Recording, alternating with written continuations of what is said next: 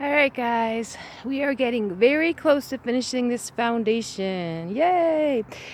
So, this is the wall that we had to finish, and I have the tarps over it. It's going to be 100% chance of no rain today, or 0% chance of rain today, but tomorrow is 50%, so I don't want to take any chances. So what I do, this has some newly done bags. I just did them on this side, so I want to make sure it's covered. However, I do want to leave some room for breathing. So what I do is make kind of a little tent, as you can see. I'll put something a little bit higher there, and then I'll leave a little space in between there so that it can breathe and still get dried somewhat.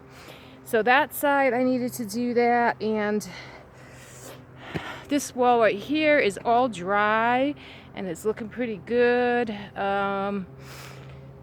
I see, like right there maybe is a little lower than that, but we're going to use the cob to make everything perfectly level in the end. So I might put more bags there. I don't think I need more bags though. I think I'm just going to do a little cob on top of that and make that all level, and otherwise that looks pretty good. And then, of course, you see that depth right there. All that's going to be filled in with gravel for the floor. And at the bottom, it's probably going to even be more gravel. And we'll have to build the wall a little bit higher to make it all even for the floor. But that's good because we'll have a really deep gravel base. Over here is another little section where I just did a couple of bags, and I want to keep them dry. So as you can see, I'm using lots of natural resources here for everything. I use logs to hold the bags down because it's windy here a lot of times, so we have to be careful, but still I wanted to make a tent-like structure, so I have a log down there that is bringing the bag up just a little bit above the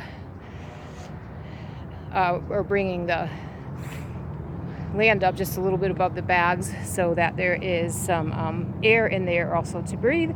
And those are all my black garbage bags. I just happened to use those because I had a bunch of them.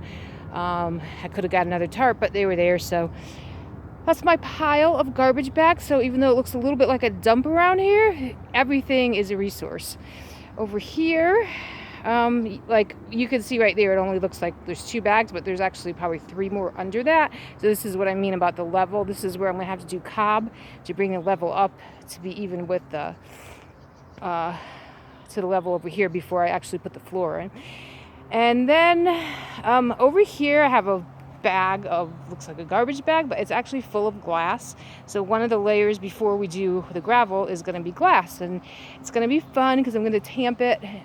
You put all the glass bottles down, and then you just put a tarp on top and tamp them and smash them. So it'll be a good day to get out some frustrations. And if anyone wants to join me that day, that would be great. The stump here is still here, and as you can see, there's a little Jack and the Beanstalk growing on it, but we're going to get rid of all these weeds and things eventually.